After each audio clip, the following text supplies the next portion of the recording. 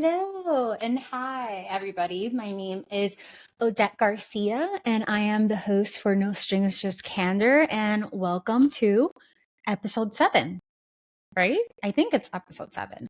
So, as you can see, I've added stuff. This is a brand new look.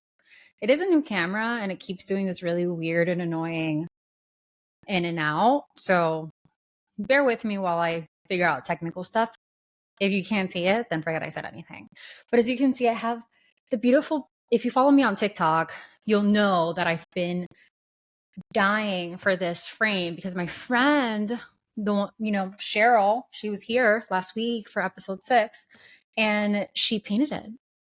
And I think in my TikTok, I said I drew it, but that was after a couple of cups of champagne. So I don't remember if I said I colored it or I drew it. So welcome, everybody. If you are new here, this is No Strings, Just Candor, where we talk about human resources, we talk about mental health, we talk about anything and everything, but most of all, we talk about helping others and supporting others, uplifting one another, and so on. And the reason I wanted to start this podcast is because I kind of want to not only amplify my voice, but be able to amplify the thoughts of others. I've been in HR for quite some time, and I think that there is a really big misconception around HR. And sometimes when I talk to people who are not necessarily in HR, they kind of have this idea of what leadership is, or they have this idea of what HR and leadership is. And sometimes I would look at them when I was working for a specific, company, not a specific one, but if I was employed by a company, I would just be like, I don't really think I want to tell you. I don't want to break your little heart. I don't want to lift the veil on a lot of the things that happen in corporate. And my audience is whoever wants to listen to me, whoever wants to listen to me and just relate. If you can relate to the things that I'm saying, welcome. This is a safe space. I am 100% myself. I am 100% raw when I speak about things. And if I say that this is my opinion, believe me that it is. There is nothing at all that I try to doctor or change for the views or social media. So that's if you're new, welcome. If you're not new, welcome back. Thank you for continuously watching my podcast. Thank you for continuously watching now 7 episodes of my podcast when we thought we couldn't even make it to episode 3. And now we're in episode 7. This is a big deal, right? I'm going to be mind blown when we get to episode 10 because it's going to happen. So I don't know if you see me with this, and kind of a little bit of a disclosure. I don't know if you will call her my manager or my social media manager, but I like to call her my best friend and the light of my life, Amanda, who is the one behind all of the magic and the edits, who a lot of times has to work a lot of magic to make me look presentable and to make sure that I say not too many awful things that would get me canceled very early on this endeavor.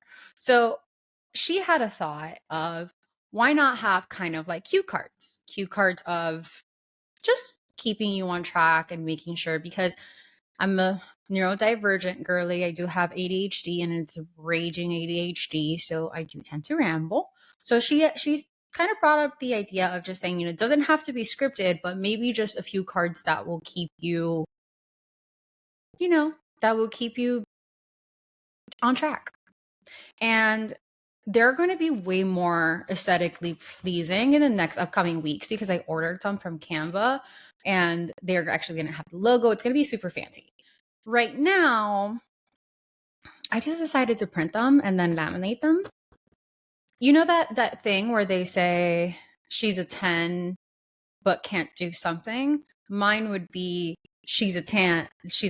I'm not tan, but she's a 10 and she can't cut in a straight line. I have never been able to cut in a straight line. And I don't know if it was a personal failure or if it was an educational system failure. There's a lot to think about there because there's no way that my Achilles heel would be cutting in a straight line. So, anyway, let's get to what we are talking today. We're talking about HR and HR not being your cleanup crew. So, most specifically, I am speaking to C-suites. I am speaking to senior leaders. I'm speaking to the people who actually have a lot of power within the organizations. Now, this could be an organization of one person, two people, 5, 10, 100, 1,000, doesn't matter. If you have an HR person who reports into you or is a leader in the HR department who makes these decisions, I need you to listen up. We are so sick and tired of cleaning up messes that we weren't even involved in the first place. So what does that mean? Okay. And by the way, disclaimer, I wrote all of these cards when I was taking Benadryl because I'm allergic to mosquito bites.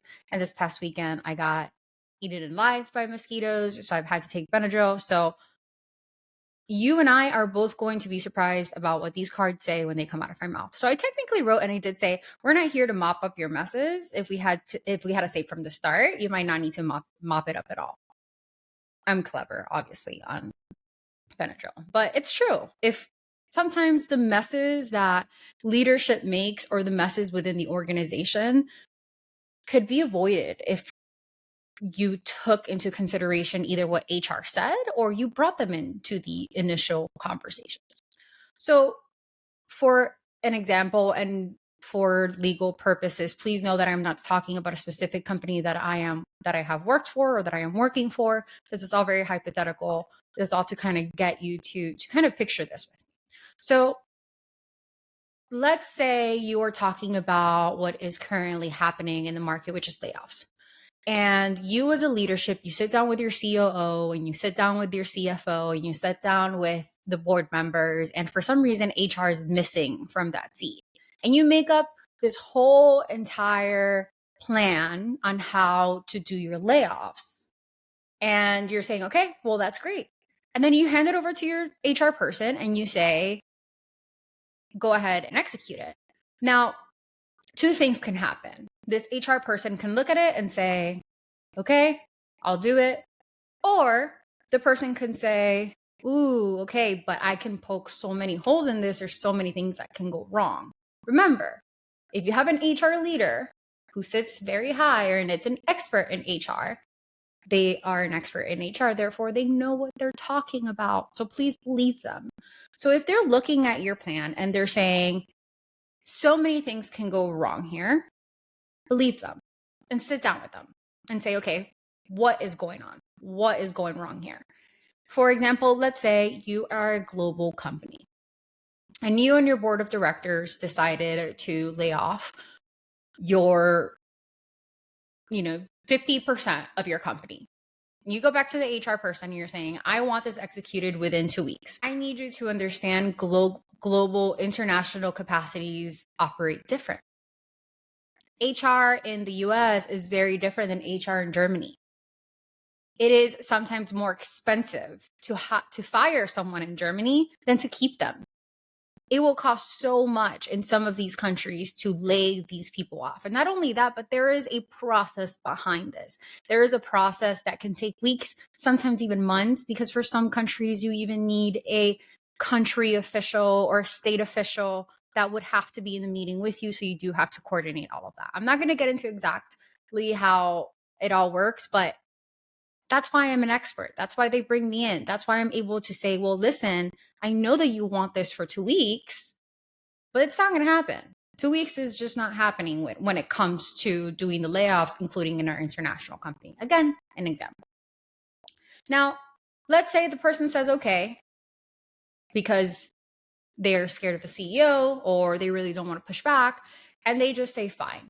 And your layoffs end up being an entire shit show. We're talking about lawsuits. We're talking about social media scandals. We're talking about all of that. You can add or subtract to the repercussions to that. The people that get looked at is HR. The CEO and the CFO and the COO and the board of directors who made all of these plans are going to look to HR and say, well, what do we do now? How do we clean up this entire mess? And the answer is, well, you should have included me from the very beginning. You should have included my thoughts. You should have included the fact that I have an expertise on this. And maybe this wouldn't have happened in the first place. Now, this also comes with a lot of awareness, right? As a CEO or as a C-suite, you need to have a lot of awareness about the fact that HR is needed. People operations departments and HR is not a nice to have. It is a 100% needed. Why? Because we are the ones who build the people foundation. We are the ones who get that foundation to be built and then for you to continue to build onto your company. That being said, HR, not a nice to have, not a, oh, well, maybe, or maybe we shouldn't. They are just as essential as any other C-suite that you can possibly think of. So treat them that way, because I see a lot of times where they bring in human resources and they're just like, well, maybe they can do pizza parties and employee engagement and all of those things. And no, depends on what level of HR you're bringing in, which we are going to probably talk about in another episode. But depending on what type of level of HR you're in, this is different. And this also goes to the people who don't really understand HR, who don't really know about HR. We're not the party planning committee. We're there for different reasons. We're there for strategic reasons. We're there for actual reasons that are way beyond what people have the conception of. So moving on, what we're doing today is we're going to dig into why it is that we shouldn't be cleaning up your messes, how it is that you can avoid it, and how HR professionals, how can we kind of stand up and talk about this and really make sure that we're tapping into our C-suite and saying, hey, we really need you to hear us on X, Y, and Z, and we really need you to include us on these things. So let's go to my next one. By the way, I forgot to print one of the, I have like segments, like points to key points, and I forgot to do like key point number 1. And then I had put away all of my laminating stuff and all of that. And then I was like, I'm not going to do it. I'm just going to, tape it in the back. And guys, just like, look at this. I wish you could see it. Like, it's so uneven. Okay. So the misconception of HR role. We're not the rule enforcers and crisis managers only. Yes, we enforce rules. Yes, we manage crises when they come up, but that's not all we are. We're not there to just make sure, like, you got to make sure you're doing what you're supposed to be doing. And, oh no, only when a crisis comes up. We are in the background. I always tell everybody, if you thrive on compliments and you thrive on celebrations around what you do not come over to HR, because there is a huge saying all around that it's like, if you haven't heard any feedback, that's good feedback. And we really need to start moving away from that. So if you're listening to me today, find your HR professional that's working for your organization, or find a HR professional and reach out to them. Tell them how much you appreciate them, because we don't get the love that we deserve, and people don't really understand the amount of work and the amount of things we have to do, and the amount of things we have to do by ourselves. It's a very lonely role. So I think I might be a little bit of a masochist because I do love HR so much. So let's go ahead and break this down. HR, depending on different levels of HR, obviously you have your coordinators, your generalists, your specialists, your all of those, all the way to chief people officers, chief human resource officers, and all of the other types of titles that they are. Yes, we should definitely be rule enforcers, but we need that with buy-in. We can't only be the one saying you need to follow this rule. We need C-suite buy-in. What we need to start being seen as is kind of your strategic arm.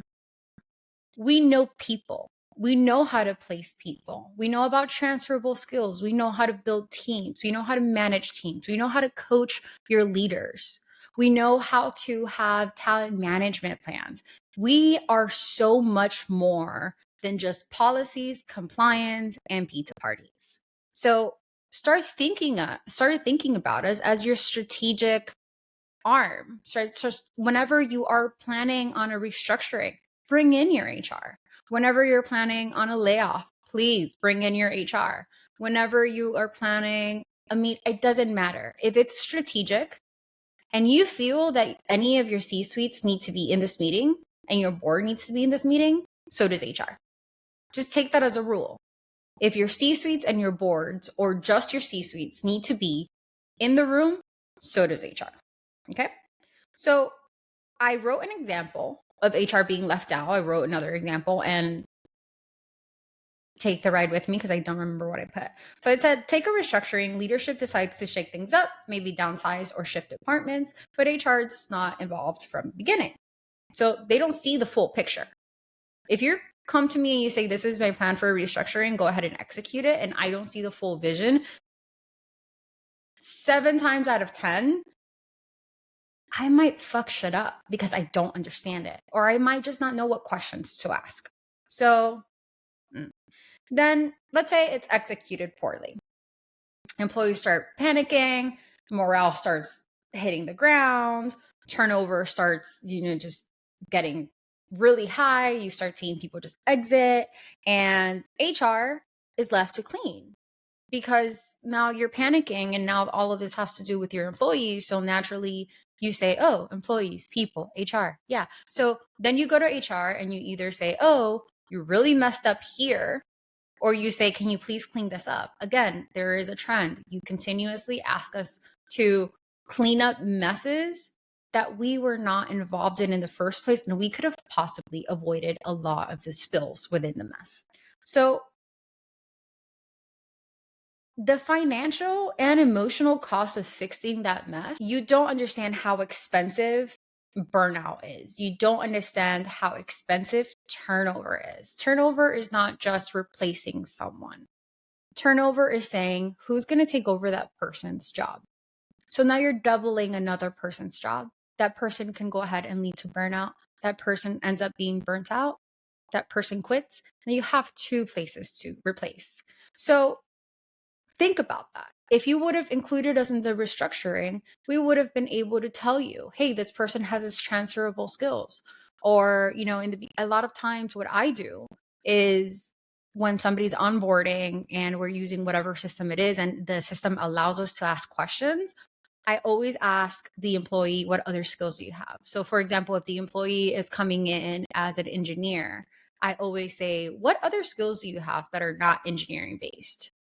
And you will be shocked at how many times they used to be like, well, I used to do project management, or I used to do, quality assurance, QA. And when we're restructuring, for whatever reason, I go back to those things. And let's say this person is being made redundant. I can also say, hey, but we also have a QA job opening. Maybe we can put this person there because they have experience there. So those are the examples of the spills that we can help avoid. And we can really be strategic when it comes to these restructurings. But if you just go in and you focus just on the financial side, and you focus on just the operational side with those C-suites, but you don't think about the morale and the culture and the dynamics that are going to happen while you restructure, there is probably going to be a mess. And it's so fucked up that you are asking HR to clean it up when it wasn't theirs in the first place. So that's my number 1 segment. I do want to make a disclaimer here. Sometimes HR's job is to clean things up. Sometimes our job is to come in and say, this is chaos, this is a mess, let me help you clean it up. I thrive on that. I thrive on going into startups and seeing a whole ass mess in front of me and being able to put it all together. However, the only reason why I have been effective and why I have been successful the times that I've done this is because I have dealt with leadership who listen to me. It's because I have dealt with leadership who say, this is not my wheelhouse. People is not my wheelhouse. Culture is not my wheelhouse. That's why we're hiring you and we're giving you autonomy. So when I have been effective at cleaning up messes, I have done them effectively, successfully. I've sometimes done them incredibly fast. And everybody is kind of happy because nobody's happy all the time, but everybody's kind of happy. And it all kind of narrows down about the fact that leadership, senior leadership, and I had good communication. We had transparent communication, and we were able to rely on one another. So let's do that. Like I said, I wrote all of this when I had taken a Benadryl, so be kind with me. I did write about the consequences of excluding HR, which we talked about. I already gave you the example, so I'm not going to continuously bring it up. But, just think about also compliance. I have walked into a startup where the person that has been scaling the company, hypothetically, has been scaling the company, has no idea how to scale in different states. There is a process. There is a process in different states. There's a process in opening accounts in different states. And there is a process in payroll in different states. So I have walked into a startup before where they have technically been all over the US, but in compliance wise, they were only in one location. And then HR comes in. Let's say I come in and I say, well, how long have you been operating like this? And let's say you've only been doing it for a year. But when W2 season comes around, your employees are going to be incredibly upset at you because you don't have them registered under their state. Therefore, they're going to have taxes to pay unless they live in Florida. And in that case, that's different. Different states are different. That's a whole nother monster that we should talk about later, but different states, different things. But let's say you do decide to do this. Compliance is huge. We don't talk about compliance enough. I feel like we talk about compliance too much, but not enough. Compliance can really hurt a company. Consider, labor laws, local regulations. We thrive on this. We're HR. We're not counsel. We're not lawyers. Please do not confuse us with lawyers. And I've said this a million times. I'm going to say it again. Always have additional money to have a general counsel on retainer, or hire an HR person who has a very deep network of general counsels or law counsels, because we're not lawyers. So we can only get you to a point before we do have to bring in an actual employment lawyer. So see, things that sometimes other people may not know, but HR does. So let's say you have this huge now mess because you decided to just do things on your own and not bring in HR. Now you have lawsuits, and now you have fines, and you have fees, and you have all of these things. You don't want that. That's money. That's leaving your pocket. That's money that you could be putting towards other things, or towards people's total rewards, benefits, comps. I'm not going to keep going because you get the point. But yeah, you do that. So, I did a statistics and studies. I should take Benadryl more often. So apparently, but I didn't cite this, so don't quote me on this, but apparently the data backs this up. Studies show companies with strong HR involvement have lower turnover, higher employer engagement, and fewer legal battles. When HR is part of the conversation from the beginning, the ripple effect is positive. But when we're cut out, it compounds and issues build and build until they explode, which is 100% true in my mind. I don't know where it got this statistics and studies, and I don't know why I put it under statistics and studies, but I'm just going to roll with it. I mean, it sounds right. Yeah. All right. So here, key takeaways from this segment number 2 is when HR isn't involved, the fallout is costly. Money signs out the window going there. And mistakes that could have been avoided, now they're disasters. They've become into this huge monster, and it could have been avoided in the first place. These are headaches that could have been avoided in the first place. And it's expensive. Did I mention dollar signs? Because I did. All right. So next one. The power of including HR in strategic decisions. How can HR drive better outcomes when given a seat at the table? HR has a way of making you see things in a way where that your employees are also seeing it. And please know that I'm not talking for all HR professionals. I'm just talking about in general. Some HR professionals that I have spoken to, my own experiences, do not count my thoughts, my opinions, and my expertise to be a blanket. because HR is not a blanket. There's so many different professionals out there who work differently and who practice differently. So disclaimer. So yeah, how can HR drive better outcomes? When we're given a seat at the table, we are able to pivot the way that you look at things. You have your CFO, you have your CEO. Let's say they want to start a acquisitions. Your CEO looks at more people, more production, more effectiveness. Your CFO is looking at financials. They're looking at, okay, well, great. Does that mean that we have to open up an entity? What does that mean for payroll if payroll is under their wheelhouse? Or, what does that mean when it comes to their compensation? What does it mean when we're overseas and to their compensation? And all of that. And then you have your operations. And then they start talking about operations, but you were missing a huge part. You're missing in the table, you're missing the view of cultural impact. When you have an acquisition, whether it be national or international, those are two different bodies coming together.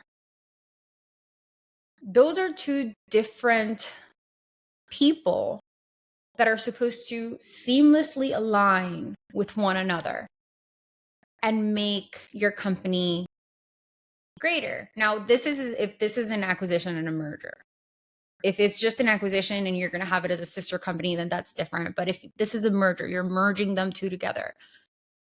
I cannot stress enough how important having HR at that table is.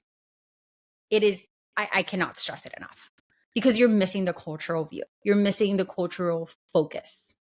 How do we blend in these two effective companies? Because you're buying it, which means maybe it is effective. How are we blending these two effective companies together to make one big, effective, happy Brady Bunch family, right?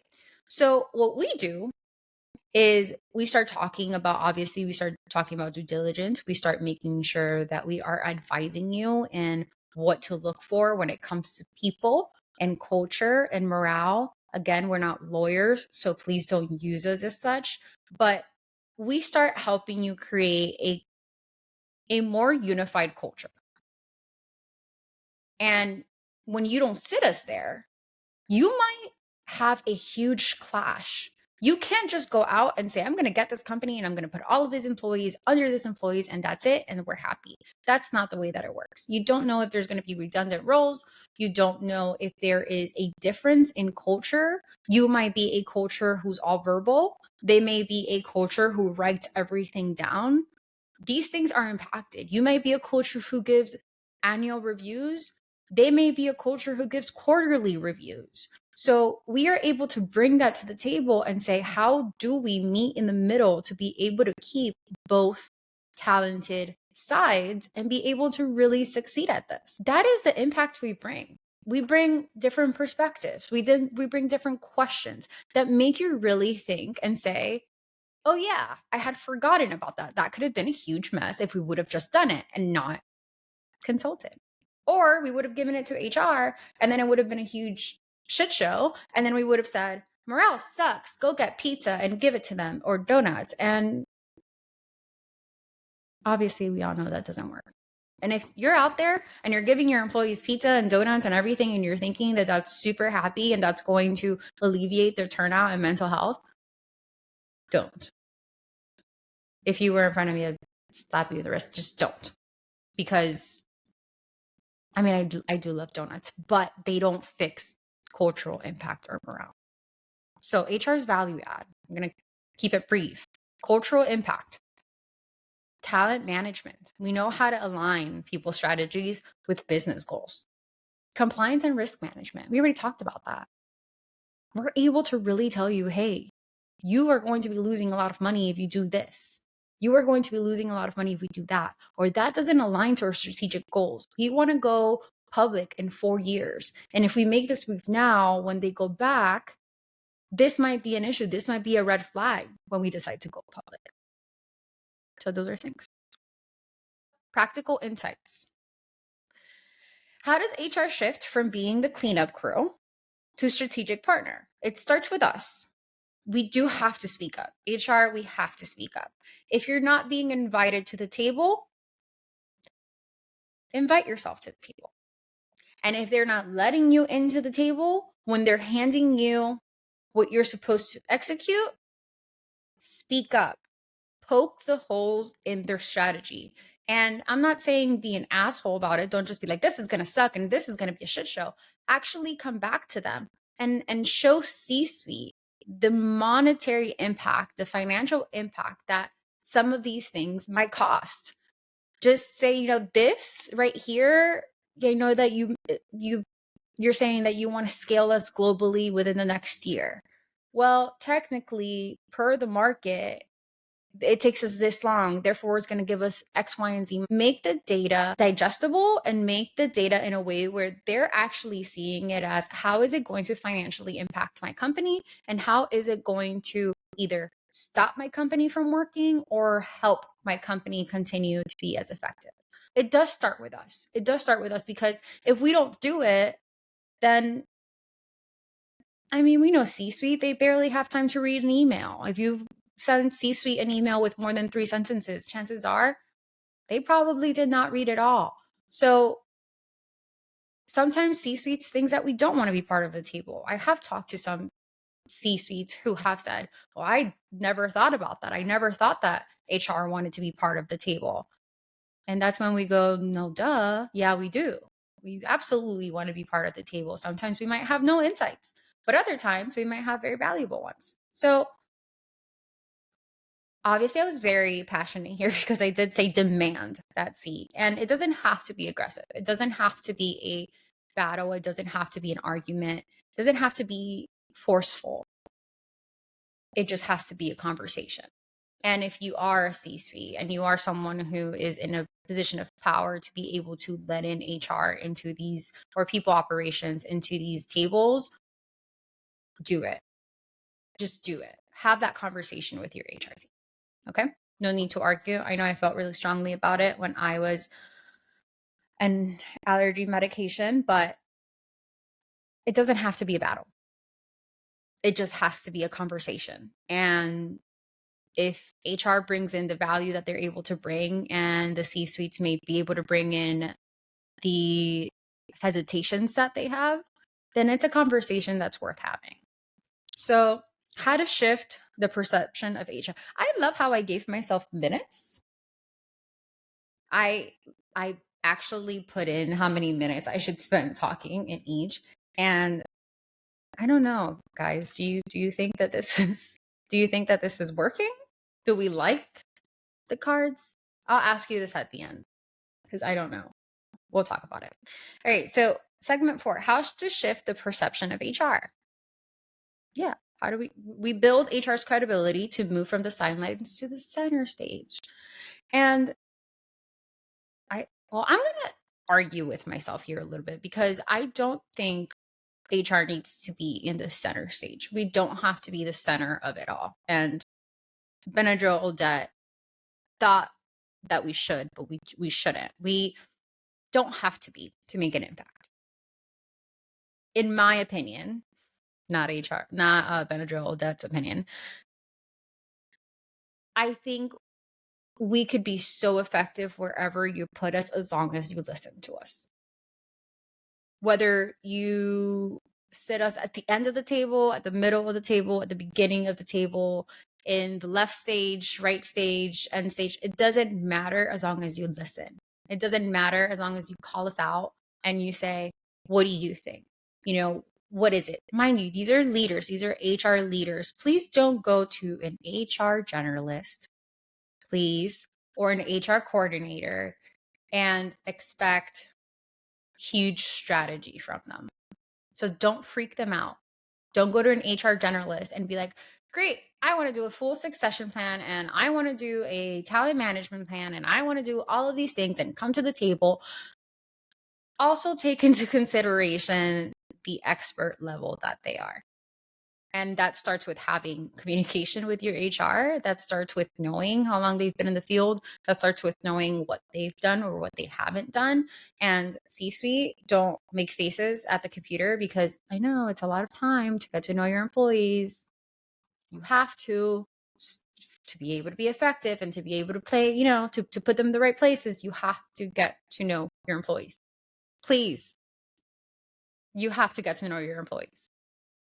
If you're a part of a 3,000 employee company and you are the CEO and you were like, Odette, you were out of your mind. You took another Benadryl before this and you were out of your mind that you expect me to learn 3,000 names and 3,000 people. You don't have to necessarily aim for that, but why not random roulette? I don't know, pick a list from a roster of your employees' names and choose someone to have coffee with, choose someone to have lunch with, choose someone to chat on Slack for a few moments with. The connection to your employees is your lifeline. And if your employees know and feel that you appreciate them and that you feel that you want to be connected with them and that they know that you know their strengths, that is invaluable. I don't want to be in center stage, Odette, so that's not. So I said here, the reason HR is still treated like the afterthought is because we do let it happen. I don't want to make it seem like I'm putting the blame on HR because I'm not. Because HR has been in the background for so long and they have been left out of things for so long that a lot of us would just say, well, like, yeah, that's what happens. And yeah, that's just the way HR is. The only thing I ask is use your voice. Use your voice and don't let that happen. Because if you don't use your voice, no one's going to speak up for you. And you have to make yourself known. You have to make yourself be seen as a strategic partner. And if you continuously get looked over, you have to continuously speak louder and speak louder.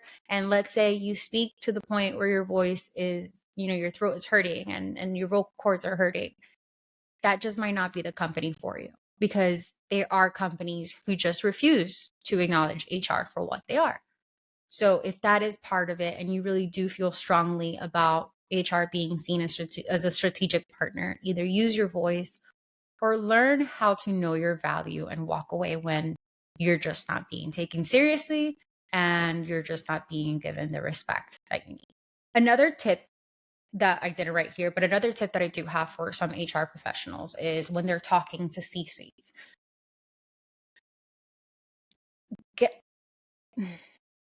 Don't beat around the bush.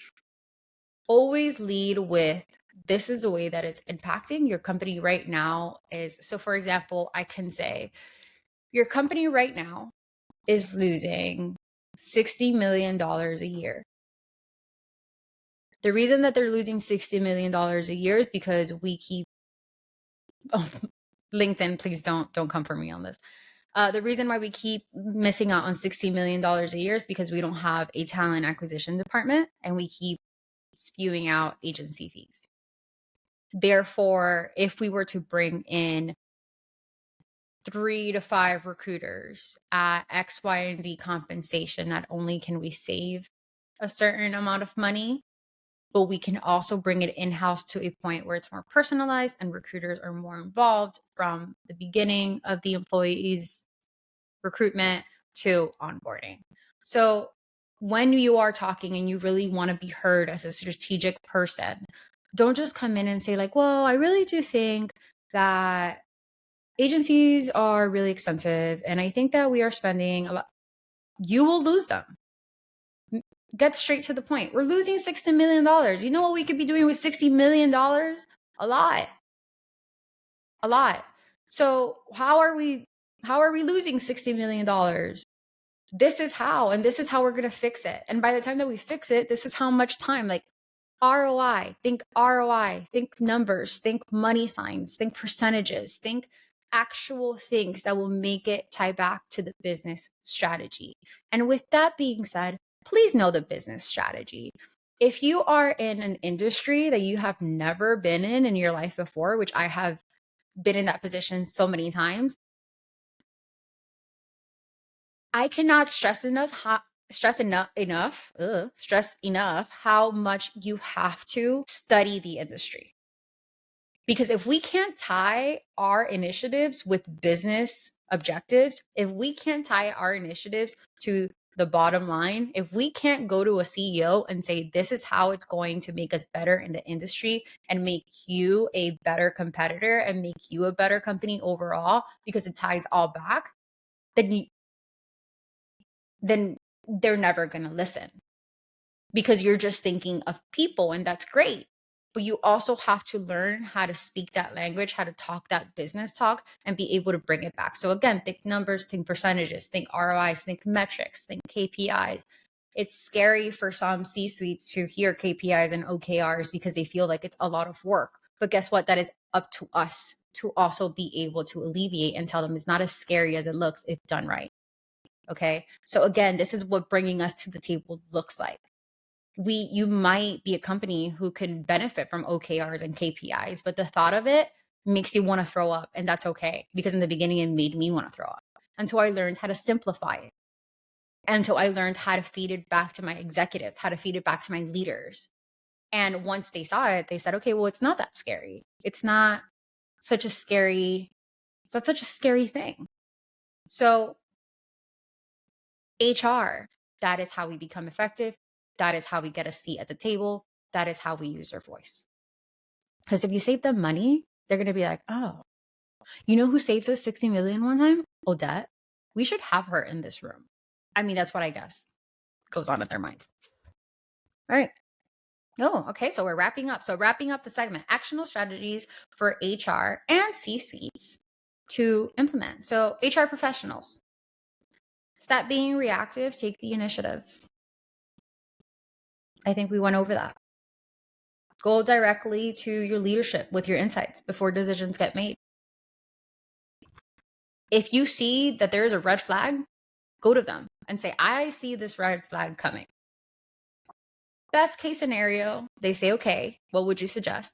Worst case scenario, they say, yeah, sure. You don't know what you're talking about. They go through with it. The red flag happens. Now you're cleaning up, but at least they get to remember that you pinpointed that red flag. Instead of you just being like, oh, I knew this was going to happen and being upset about it, you could have spoken up and said, I think that this is the wrong route to take because it could affect us in this negative way. And again, they can either say, great, how do we mitigate? How do we change this? Or they can say, well, yeah, sure, whatever, and not take your word for it. And then when it happens, guess what? They might remember, and I say might because again, C-suites, they might remember that you are the one who said this could happen.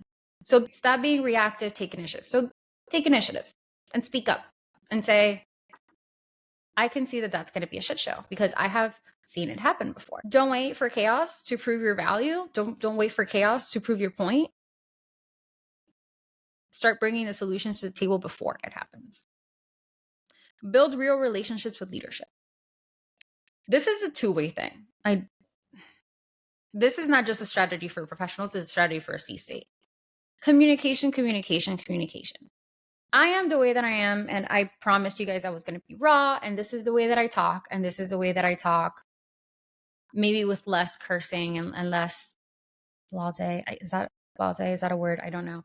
I am a little bit more contained and a little bit more polished when I am in my board meetings or when I do have to take initial calls with my executive coaching clients, but this is who I am. And you either love me or you don't. And that is okay, because I'm not built for every single company and I'm not built for every single CEO, and I'm definitely not built for every single founder or industry and so on. So the building the real relationships with leadership goes both ways. I strive to have relationships with my C-suites. I want clear, transparent communication. I want them to be able to come to me whenever they think that there is a red flag. Before they even think about starting a strategy, I want them to come to me and say, Odette, this is what I'm planning to do with our workforce. This is what I'm planning to do with the people. What do you think? Now, I'm not saying this is only in a perfect world if they were to always do this, but I want to say that I have learned how to deal with my executives in a way where that does happen more times than none. It happens in a way where they say, okay, she can either say, that is a great idea, but I would have this feedback. Or sometimes I say, well, that's going to blow back up in your face. And this is why, and this is how it's going to affect you. And other times I say, well, I don't know. Let's try it. And I'll be here supporting every type of the way. And in that place, I'm actually glad to pick up the pieces and to clean up the mess, because I also didn't have any strategy. I just said, you know what? I know that this is happening. I can be with you every step of the way. I can actually gauge every moment. Let's go from there. And then if messes happen then or spills happen then, guess what? I'll have a little cloth and I'll be like, okay, this is a little spill, and I'll know and I'll be able to be prepared because I knew your vision behind it. If C-suites decide to have that relationship with HR leaders, and HR leaders decide to really start that relationship with the senior leadership and executive leadership, please know that it's not just a, hey, how are you? Good morning. It takes time. It takes rawness. It takes vulnerability.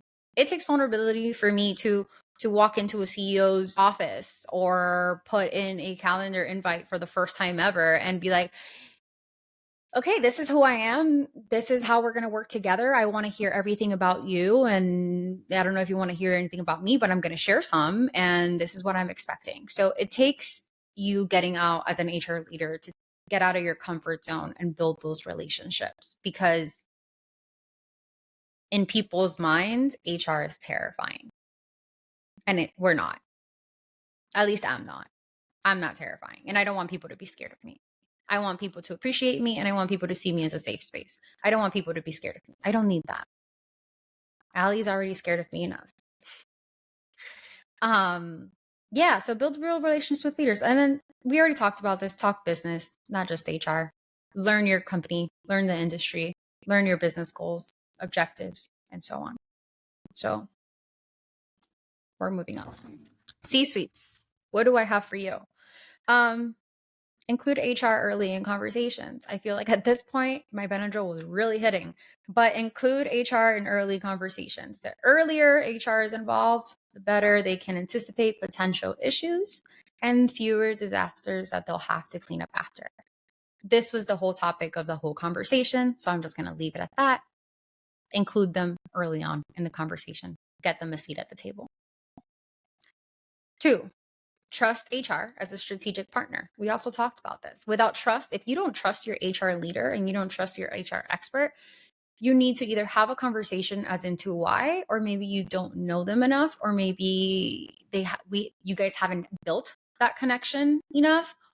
Or if you really truly feel like you can't trust them because you can't trust their expertise, consider that either you're a micromanager, maybe, or check your ego. And if you do all of those and you still say, nope, still don't trust my HR leader, please don't cancel me for this. But maybe they're not the HR leader for you. And that is when you need to start having harder conversations. Okay. And 3, hold HR accountable, but give them influence. Hold us accountable. We are not always right. You can bring a strategy to me and I can say, oh, that's going to be bad. That's going to cost us a lot of money. And then you do it and it actually brings you millions of dollars and now you're rejoicing, but hold them accountable. Hold them accountable and say, okay, why did you think that was going to go bad? Have that conversation. Or HR leaders, if you're listening to me, why did you think that was going to go bad? And what happened that you weren't expecting that made it go good? And like that, when you go to another company, you're able to say, oh, yes, I've seen this done before. I thought it was going to end up being horrible, but these are the things that I thought made the difference. Now, vice versa, hold them accountable if they're saying, this is going to be good. This is going to be a good idea. This is going to be wonderful. Let's do it. And they're telling you, I'm poking holes in everything. And you decide to say, you know what? I trust you. I give you full accountability. And that ends up blowing up in their face. I'm not asking you to berate them. I'm not asking you to yell at them. I'm not asking you to reprimand them, but do have a conversation. Have a conversation of what went on here. This is a matter of fact for every leader and every team member that you oversee. If something goes wrong, please don't lead with fear. Lead from a place of what happened? How can we stop this from happening again? Where were our pitfalls? And what did we learn from this? This should be happening constantly. Every single time something goes wrong, we should be able to answer those questions. Now, if you do have an employee who we are constantly asking those questions in, that's a bigger conversation. Then that is more of a performance issue. That might be more of an employee issue. But let's say it all goes awful. Talk to HR to say, why did you think this was going to go right? And what happened? What didn't go right? And where did we miscommunicate things? And where did we go here? And where did we go wrong? And all of those things. But hold them accountable. We're not scared to be held accountable. Again, I'm not speaking for all HR people, speaking for me. But hold us accountable. At least if you're ever my client or if I'm ever working for your company, I will not be mad if you hold me accountable. As a matter of fact, I don't think you could hold me more accountable that I hold myself accountable. Okay. And then we have closing the loop. Okay. So closing the loop, a call to action. Next time that your company is planning a major shift, or you're saying, I want to do a restructure, or you're doing this and you're saying this is going to be so impactful and this is going to be the best thing ever, think about it. Am I including HR in this? Is HR in the meeting invite? Is HR being brought in? Did I discuss this with HR? Did somebody discuss this with HR? Just think about it and try it. Try having HR from the very beginning of your initiatives and see how that goes. And, encourage. No, this was notes for me. I put encourage listeners to share this episode with their leadership. Yeah. Encourage your leadership team. If you're in a place where you're saying, like, I really need to be brought in to the table, I really want to be brought into these conversations, and I know that I can show value, share this video with them, but only if you think it's going to be effective. If they're going to look at it and be like, why do you take advice from this idiot? Then don't show it to them. Okay. But that's it. I know I wrote a lot of things, but I think at this point I was like half asleep. But I think that is overall just, we're not your cleanup crew. As much as we love to sometimes clean up messes and make something organized or make something work or any of that, we're not your cleanup crew. You can't just look at us and say, all right, here, clean this up. We still need background on that. And you're spending a lot of time trying to fix the mess when it could have been just a quick fix, or maybe it wouldn't have happened in the first place. Okay. So thank you so much. That pretty much concludes the episode 7. Oh my God, I hope it's 7. Okay. So episode 7, this concludes it. And thank you so much for sticking with me if you're still listening. And I appreciate everybody's support. Great news. I finished my master's programs this last week, which means I have way much more time to focus more on my social media, to focus more on my networking, to focus more on TikToks, which I'm terrified of, but to focus more on you guys, where I really want this to be able to be successful. I don't necessarily want to become famous. I don't want to become viral, but I do want to become a safe space for all of you. I do want you to listen to my podcast and say, she gets me. Maybe I can try this. And if you feel like I'm just not touching in enough subjects, or maybe you feel like you just don't agree with me, write it in the comments. Don't be mean. Please be kind. I always say be kind, but write it in the comments. And I will eventually have a Q&A session where I'm going to ask questions from all of you and I'm going to answer them not live. I will never do live. I don't want to get in trouble, but I will answer them in one of the podcast episodes and YouTube episodes. And hopefully we can continue this momentum because all of you have been amazing. Thank you so much for your constant support. I think there was something I needed to say, but now I forgot. But I think that's it. I don't have anything else to say. So goodbye.